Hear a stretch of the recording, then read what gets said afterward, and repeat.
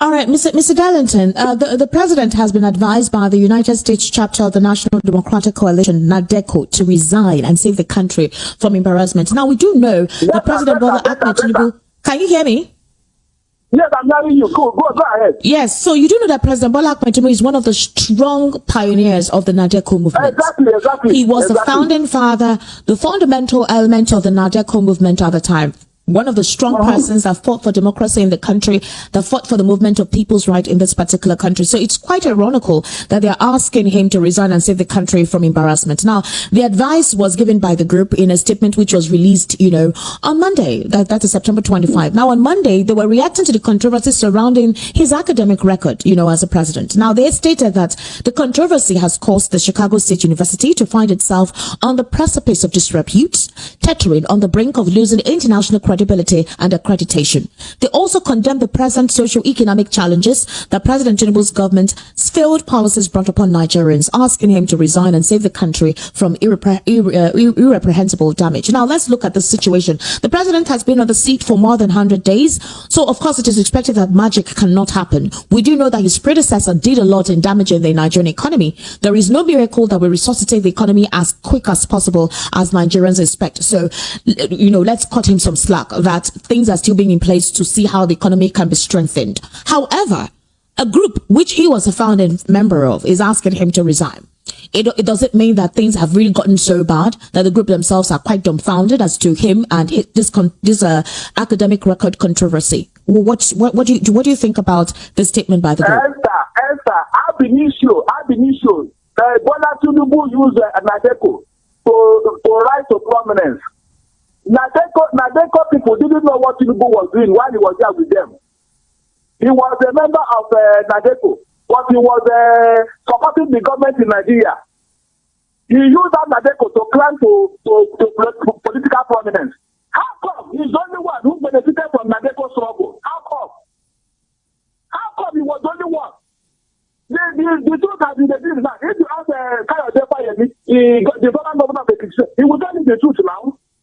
He was in the room of Major Kudirat in London. What did the Tinubu actually do under NADECO? He deceived them. Meanwhile, he was championing his own political prominence. They don't realize it. And that's why they're calling him to resign. Just look at it yourself. Look at all the NADECO citizens who fought under NADECO. Mention any of them that are fighting the type of work Tinubu got. He was having under NADECO. Why do you know the things he was doing? So it is very, very apt that they should ask him to resign. Because they have seen the light now. They have seen the light. I don't even know why they have allowed him this way. Because he deceived them. All the troubles about NADECO, where is it today? Where is it? Even Abiola, who died in the court, has anybody recognized him? Did anybody recognize Abiola? They sacrificed him for their own political gain. That is the truth. All right, Mr. Darlington, let's stick with the facts on ground. All right, let's stick with the facts on ground.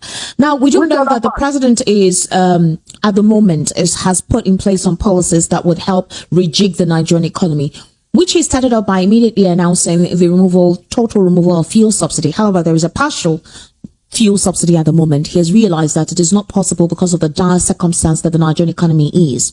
Secondly, we also saw him try to float the naira. At the moment, the naira is teetering between 700, 800. In the black market, that's the parallel market, is teetering between 900 and 1,000 to $1. Now, the situation is this bad. The NLC is calling for a strike. They have said on several occasions that they've asked for a sit down, and all the negotiation that they had already put on paper for a conversation to be had, no resolution has been made. In fact, the NLC stipulated that on several occasions when they were meant to sit down, they met empty chairs. The presidency have acted, or the federal government has acted like they do not understand the urgency of their plea or their need. Now, the TUC at the time too were trying to give the government a little bit of reprieve by hoping that possibly they would do something as soon as possible. When that did not happen, the TUC along with the NLC have decided to go on strike. The president at the moment has not returned to the country. Is also another situation that is calling for questions and asking where the president is at the time. We're going through an economic downturn, economic upheaval. The Chicago State University situation is also another controversy that seems to be a discredit to the president. What do you think the president should do as soon as possible concerning this myriad of challenges already on ground? Remember that Sunday is October 1. Nigeria will be 63 years, and there's a lot to say that has not actually been done. Tinubu is fighting for his political survival. What is after now is to rectify this certificate scandal. He's not bothered about Nigerian economy. He's not bothered. If not, when they finish hunger, he should have come back, knowing fully well that there are problems at home. Well, that one does not concern him. So if they can listen to NADECO abroad and resign, he can transmit his resignation from France. We will accept it. After all, we did not miss him. When he was there, nothing was going on. So if he leave us now, I think we can manage ourselves. He has caused a lot of problems for Nigeria. The investors cannot come because of him. The investors cannot come here because of Tinubu. He has caused problems to everybody that is associated with him. From US to Chicago State University to NADECO people to even Nigerians. And even in fact the APC. Everybody is embarrassed because of him.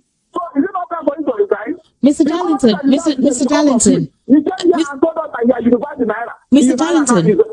Darlington, I want to throw in something before I forget. A couple of critics would say maybe we need to give the president a slack.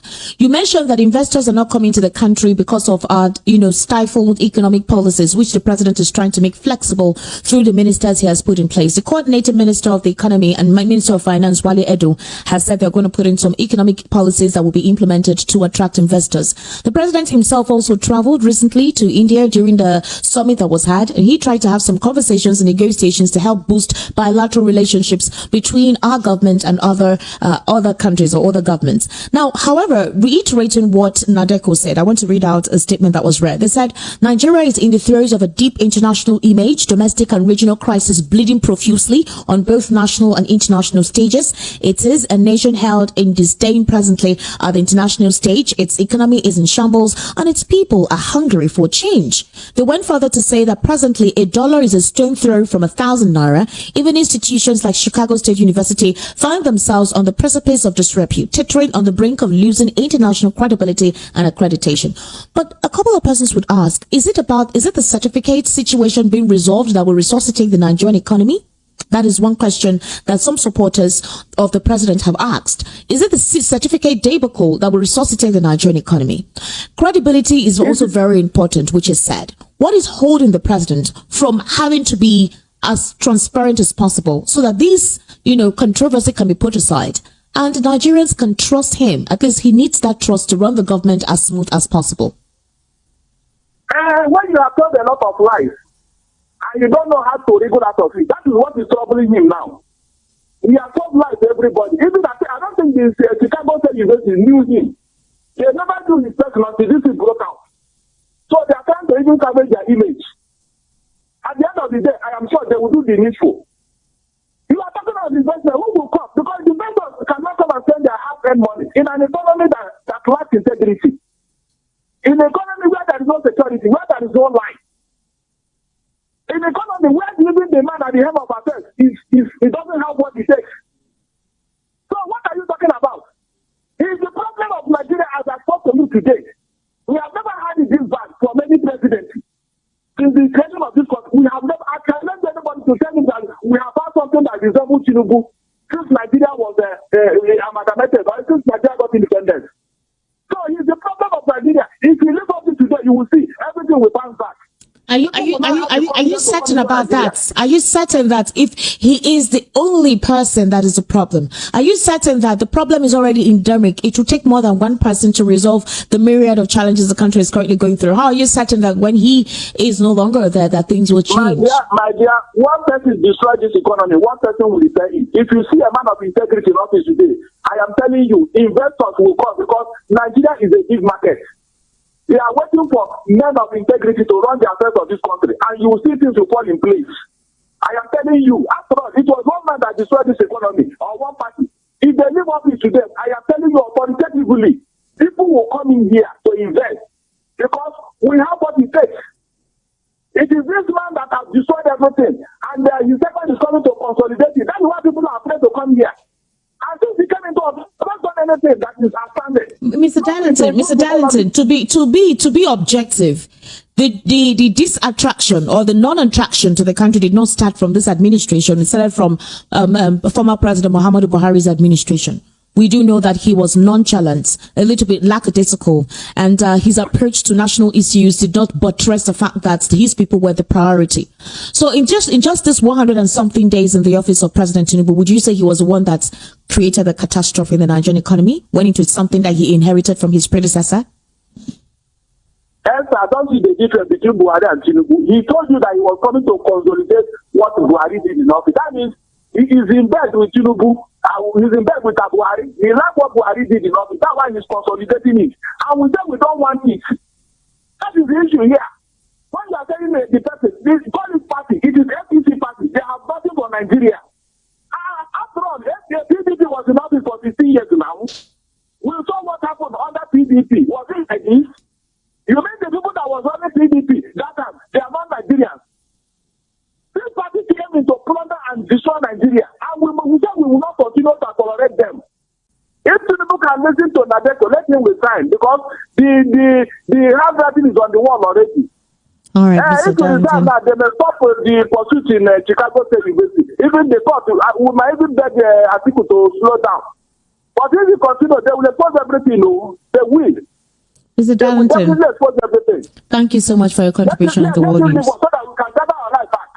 Thank you so much for your contribution on the World News at 12. I sincerely do appreciate your input. Thank you. I joined NADECO to tell Tinubu to resign. He has done enough damage. All right, thank you. Meanwhile, a task force recently inaugurated by FCT Minister Nyesom Wike has seized and destroyed no fewer than 470 motorcycles in Abuja.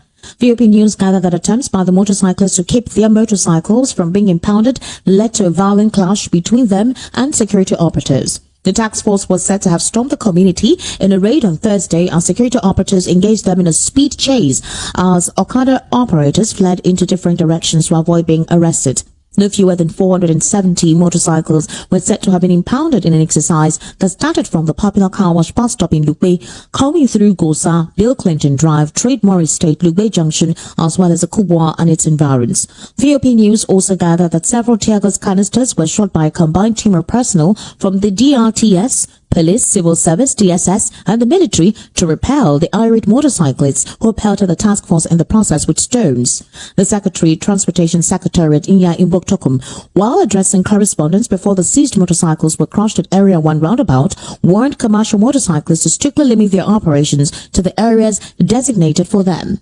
He further explained that the administration's desire to develop a smart city devoid of all sorts of pollution cannot be achieved if illegalities are allowed to pervade the federal capital city.